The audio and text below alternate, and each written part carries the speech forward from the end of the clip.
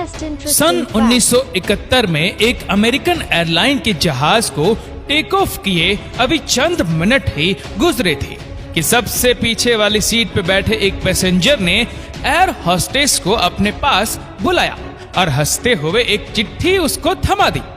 उस चिट्ठी में सिर्फ चंद अल्फाज लिखे थे जिसने पूरे अमेरिका में हलचल मचा कर रख दी। वो पैसेंजर कौन था और FBI आज तक उसको जिंदा या मुर्दा क्यों नहीं ढूंढ पाई? ढूंढना तो दूर की बात, अमेरिका की सबसे पावरफुल इंटेलिजेंस एजेंसी पिछले 50 सालों से उस पैसेंजर की जर्रे बराबर भी इंफॉर्मेशन क्यों नहीं निकाल पाई? दोस्तों, इस इंटरेस्टिंग वाकया की शुरुआत 24 नवंबर 1971 को पोर्टलैंड एयरपोर्ट से हुई थी। एक शख्स जो बिजनेसमैन लगता था, उसने पोर्टलैंड से सिएटल का टिकट बुक करवाया और सीधा जहाज की तरफ बढ़ने लगा। तब अमेरिका में डोमेस्टिक फ्लाइट पर किसी किस्म की कोई शक्ति नहीं हुआ करती थी, ना ही पैसेंजर का सामान चेक किया जाता था और ना ही उनकी आइडेंटिटी वेरिफिकेशन की जाती थी। ये नॉर्थ वेस्ट ओरिएंट एयरलाइन का जहाज बोइंग 727 था, जिसको सिर्फ 45 मिनटों में पोर्टलैंड से सिएटल तक पहुंचना था। सनग्लासेस लगाए एक ब्रीफकेस के साथ डैन कूपर नामी एक पैसेंजर इस जहाज में सवार हुआ और अपनी पसंद की सीट पर जाकर बैठ गया, जो जहाज की सबसे आखिरी सीट थी। उसने अपने लिए एक ड्रिंक ऑर्डर की और साथ ही सिगरेट भी जला ली। यहाँ तक सब कुछ नॉर्मल चल रहा था क्योंकि फ्लाइट में स्मोकिंग करना भी 7 में अलाउड था। ठीक 2:58 पर फ्लाइट टेक ऑफ हो गई। टेक ऑफ होते ही डैन कूपर पीछे मुड़ा और पास में बैठी एयर होस्टेस को हंसते हुए एक चिट्ठी थमा दी।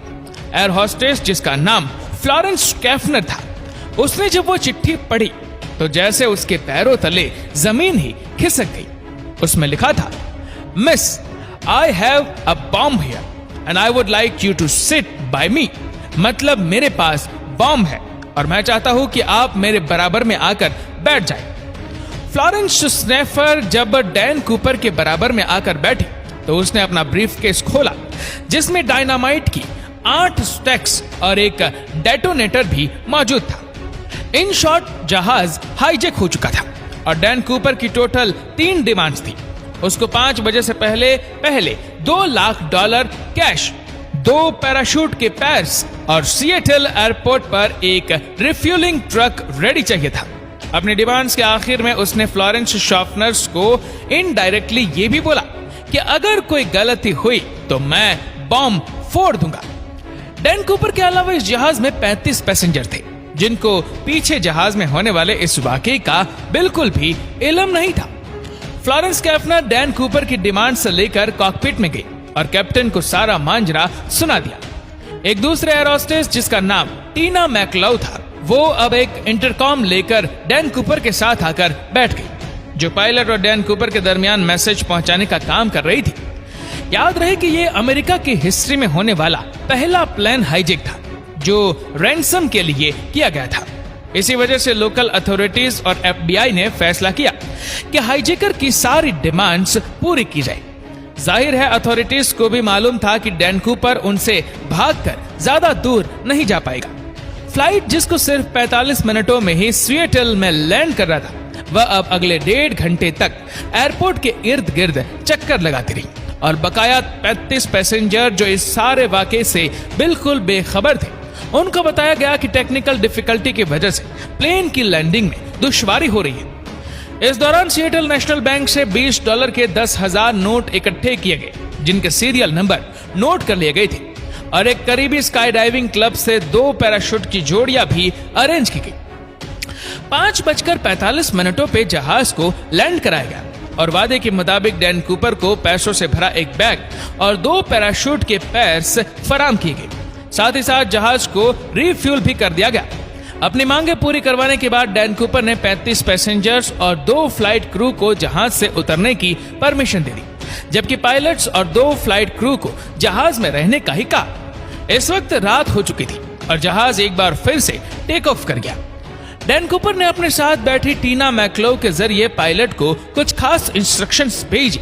वो चाहता था कि जहाज के लैंडिंग गियर्स और फ्लैप्स खुले रहे।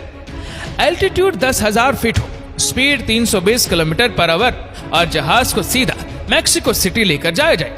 पायलट ने बाकी तमाम डिमांड्स तो पूरी कर दी, लेकिन जहाज को सीधा मैक्सिको सिटी लेकर जाना फ्यूल की वजह से पॉसिबल नहीं था।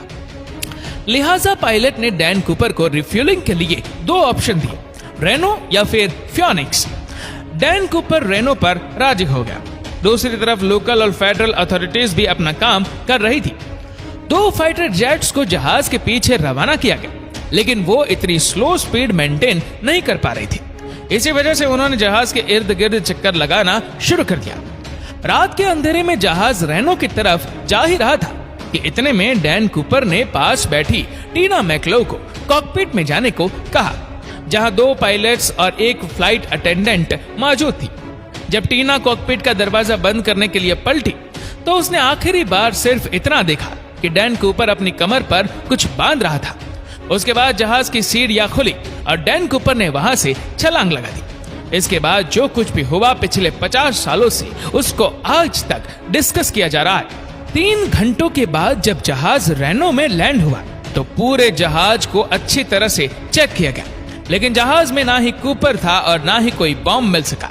ना सिर्फ जहाज में बल्कि इस वाकया के बाद डैन कूपर का कहीं कोई अता पता ना चल सका, ना ही जिंदा और ना ही मुर्दा। आखिर डैन कूपर कौन था और पूरे अमेरिका की आंखों को धोखा देकर वह कहां चला गया? यह case federal bureau of investigation का वो केस है जिसको आज तक बंद नहीं किया गया। डैन कूपर को किसी ने प्लेन से जंप करते तो नहीं देखा था, लेकिन स्टेयर केस खुला रह जाने की वजह से ये बात क्लियर थी कि उसने सिएटल और रेनो के बीच में ही कहीं छलांग लगा ली थी। एफबीआई ने जहाज पर सबूत तलाश करना शुरू कर दिया, लेकिन बदकिस्मती से उनको सिर्फ कूपर की टाई, 8 सिगरेट बट्स और 2 में से 1 पैराशूट मिला जो कूपर पीछे छोड़ गया था। हत्ता के किसी के पास उसकी कोई फोटो तक नहीं थी। पैसेंजर्स और क्रू से इंटरव्यू लेने के बाद डैन कूपर के हुलिये के हिसाब से उसका स्केच बनवाया गया। इससे पहले कि डैन कूपर को सिएटल और रेनो के बीच में तलाश किया जाता, एफबीआई को यह जानना था कि उसने एग्जैक्टली कौन सी जगह पर प्लेन से जंप किया था। यह जानना ज्यादा मुश्किल नहीं था क्योंकि जहाज ऑटो पायलट पे था, यानी जिस रास्ते पर जहाज फ्लाई कर रहा था वो ऑलरेडी रिकॉर्डेड था।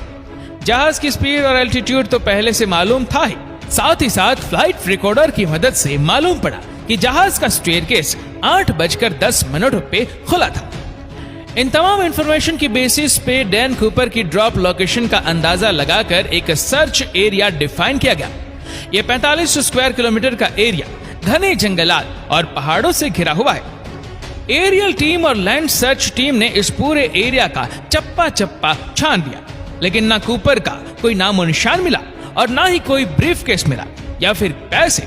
हत्ता के इस पूरे एरिया में इतनी शदीद सर्दी थी कि सबको यही लगा कि डैन कूपर मर गया होगा, लेकिन उसके बाद जो हुआ वह एफबीआई की वहमो-गुमान में भी नहीं था।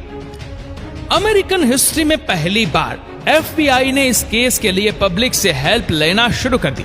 डैन कूपर का स्केच और $2 लाख के सीरियल नंबर भी अखबारों में छाया किए गए और डैन कूपर के बारे में कोई भी इंफॉर्मेशन देने पर इनाम देने का वादा भी किया गया। उनका ख्याल था कि कूपर अगर जिंदा होगा तो वह पैसे कहीं ना कहीं जरूर खर्च करेगा, लेकिन हैरत अंगेज तौर पे उस सीरियल नंबर का एक भी नोट कहीं भी दोबारा जाहिर नहीं हुआ। लेकिन मामला अभी तक खत्म नहीं हुआ था। करीब 9 सालों के बाद यानी 1980 में एक वाकया हुआ। सदर्न वाशिंगटन में कोलंबिया रिवर के किनारे एक बीच है जिसको टीना बार कहा जाता है। यहाँ एक बच्चा अपने पेरेंट्स के साथ खेल रहा था जब उसको रिवर के किनारे नोटों की 3 गड्ढियां मिली। ये $20 के नोटों की गड्ढियां थी जो टोटल $5800 बनते थे। बच्चे के पेरेंट्स ये पैसे लेकर एफबीआई के पास गए। खुशकिस्मती से इनके सीरियल नंबर उन नोटों से मैच कर गई जो डैन कूपर लेकर गया था। डैन कूपर हाईजैकिंग केस में 9 सालों के बाद ये पहली प्रोग्रेस थी, लेकिन बजाय केस को सॉल्व करने के इस वाकया ने केस को मजीद उलझा कर रख दिया, क्योंकि ये पैसे ड्रॉप लोकेशन से करीब 27 किलोमीटर दूर पाए गए थे। पहले ये समझा गया कि ड्रॉप जोन में वाक़ई लुइस रिवर में ये पैसे डैन कूपर से ही गिरे होंगे और वहां से बहते हुए कोलंबियन रिवर तक आए होंगे, लेकिन बाद में नोटिस किया गया कि कोलंबियन रिवर तो अपोजिट डायरेक्शन में फ्लो करती है, यानी ये पैसे लुइस रिवर से बहकर टीना बार बीच तक किसी भी सूरत नहीं पहुंच सकती। FBI के लिए ये मामला तो सुलझने के बजाय उलझता ही जा रहा था। ना सिर्फ इतना, बल्कि टीना बार बीच जहां से ये पैसे बरामद हुए थे, यहाँ 1974 में कुछ खुदाई का काम किया गया था।